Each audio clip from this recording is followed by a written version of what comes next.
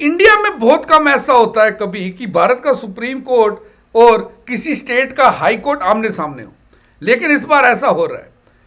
हमारा Allahabad high court आमने सामने इस वक्त खड़ा है सुप्रीम कोर्ट के। इशू क्या है पूरा आपको इस लेक्चर में बताऊंगा।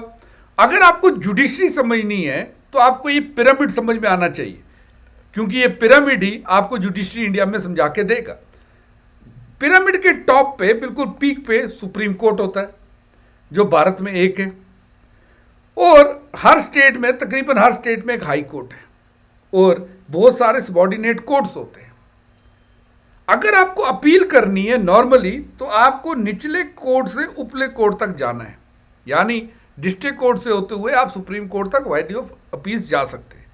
लेकिन सुप्रीम कोर्ट का जो फैसला होता है वो डायरेक्टली अपने नीचे वाले कोर्टों पे अप्लाई करता है। तो ये जुडिशरी की सरल भाषा में एक डेफिनेशन है। अब सुप्रीम कोर्ट इंडिया में तकरीबन सारे कोर्ट्स में ऊपर है, लेकिन हर एक राज्य में जो सबसे बड़ा कोर्ट होता है वो वहां का हाई कोर्ट होता है। इसी हाई कोर्ट के अंतर्गत सारे के सारे subordinate courts including the district courts आते हैं। अगर मैं आपको आर्टिकल 277 बता दूं, 227 बता दूं, तो आर्टिकल 227 ये कहता है कि एक स्टेट में जो हाई कोर्ट है उसकी सुपरिटेंडेंस होगी सारे कोर्ट्स और ट्रिब्यूनल्स के जो स्टेट या टेरिटरी में है। यानी एक राज्य में जितने भी डिस्ट्रिक्ट कोर्ट्स हैं, जितने भी ट्रिब्यूनल्स हैं, उनके ऊपर वाला जो कोर्ट है वो हाई कोर्ट है। ये यानी हाई कोर्ट की सुपरिटेंडेंस होती है स्टेट में, राज्य में जितने भी बाकी के कोर्ट्स हैं। ये आर्टिकल 227 बड़े स्पष्ट रूप में कहता है। इवन वो ये भी कहता है, अगर आप देखेंगे यहां पर, कि हाई कोर्ट ही क्या करेगा, जनरल रूल्स बनाएगा, रेगुलेट्स बनाएगा, प्रैक्टिस प्रोसीडिंग्स हर एक कोर्ट की हाई कोर्ट बनाता है अपनी अपनी स्टेट में। Table fees to be allowed, sheriffs, all clerks, officers of the court, attorney, advocates, pleaders practising therein, वो सबके जो रूल्स है वो हाई कोर्ट बनाएगा। यानी भले ही देश का सबसे बड़ा कोर्ट सुप्रीम कोर्ट है, लेकिन एक स्टेट में जितने भी सबॉर्डिनेट कोर्ट्स हैं उनके ऊपर पूरे का पूरा कंट्रोल वहां के हाई कोर्ट को होगा। ये आर्टिकल 227 कहता है। अब आप बोलेंगे कि सर इस लॉजिक से तो सुप्रीम कोर्ट के इन सबके ऊपर सुपरिटेंडेंस होनी चाहिए, जबकि हमारे संविधान में कहीं भी कुछ ऐसा लिखा ही नहीं है। सुप्रीम कोर्ट ने खुद ही कहा है, सुप्रीम कोर्ट ने खुद ही कहा है कि सुप्रीम कोर्ट के पास कोई पावर नहीं है सुपरिटेंडेंस का ओवर द हाई कोर्ट्स। ये सुप्रीम कोर्ट ने खुद कहा है। जैसे हाई कोर्ट के पास सुपरिटेंडेंस का पावर है, सुप्रीम कोर्ट के पास नहीं है, तो ये उन्होंने खुद कहा हुआ है। अब यहां पर एक चीज आपको और याद रखनी है कि आर्टिकल 233 डील करता है अपॉइंटमेंट ऑफ डिस्ट्रिक्ट जजेस के साथ। जो डिस्ट्रिक्ट में जितने भी जजेस अपॉइंट होंगे, यहां पर इनकी जो अपॉइंटमेंट होती है वो हाई कोर्ट करता है, वो हाई कोर्ट की कंसल्टेशन से होती है। ये आर्टिकल 233 कहता है कि गवर्नर साहब करेंगे अपॉइंटमेंट, लेकिन in consultation with the high court. तो कहीं ना कहीं डिस्ट्रिक्ट जजेस की अपॉइंटमेंट हाई कोर्ट ही डिसाइड करता है। इसीलिए आप देखेंगे कहीं ना कहीं स्टेट टू स्टेट ये वेरी करता है कि डिस्ट्रिक्ट कोर्ट्स का अपॉइंटमेंट कैसे होगा। इसी को लेकर तो इतने सालों से केस भी चल रहे हैं, ये भी आपको बता दूं। तो ये खबर है कि सुप्रीम कोर्ट को जब ये केस चल रहा था सुप्रीम कोर्ट में ही कि डिस्ट्रिक्ट जो जजेस हैं उनके अपॉइंटमेंट कैसे हो, तो वहां पर इलाहाबाद हाई कोर्ट के वकील ने सुप्रीम कोर्ट के जजेस के सामने कहा, स्टे ऑफ डिस्ट्रिक्ट जुडिशरी ये हमारा डोमेन है। अब ये पूरा केस चल क्यों रहा है ये भी मैं आपको बताता हूं, लेकिन पहले आपसे एक चीज शेयर कर दूं। यदि आप यूपीएससी की तैयारी कर रहे हैं और एक महंगी फीस आपके लिए बहुत बड़ा इश्यू है, तो अनअकैडमी आपके लिए लेके आया है अपनी सारी सब्सक्रिप्शंस 24,999 रुपीज़ में एक साल की। आप इस प्राइस में किसी भी भाषा में किसी भी एजुकेटर से पढ़ सकते हैं। इसके साथ आपको 4 महीने का एक्सटेंशन भी मिलेगा। और यदि आप चाहते हैं कि पहले आप एक बार हर टीचर की क्लास पढ़ लें, फ्री में क्लासेस अटेंड करें, डेमो ले लें कि क्लासेस पढ़ाई कैसी जाती है, तो अनअकैडमी आपके लिए लेकर आया स्पेशल क्लास फेस्टिवल। यहाँ पे आप हमारे टॉप एजुकेटर्स की क्लासेस 3rd, 4th और 5th नवंबर को फ्री में देख सकते हैं। और जब आप ये क्लासेस देखेंगे तो आप उनसे सवाल भी पूछ सकते हैं, डाउट्स भी क्लियर कर सकते हैं। और ये कुछ स्पेशल क्लासेस जो आपके लिए आने वाले हैं उनका स्केड्यूल है। डिस्क्रिप्शन में दिए गए लिंक पे क्लिक करें, ऑफर के बारे में और जानें। हम अब आगे बढ़ते हैं। तो जैसा मैंने आपसे कहा कि सुप्रीम कोर्ट में ही इलाहाबाद हाई कोर्ट के वकील ने कहा उनसे कि आप डिस्ट्रिक्ट जुडिशरी से दूर रहिए।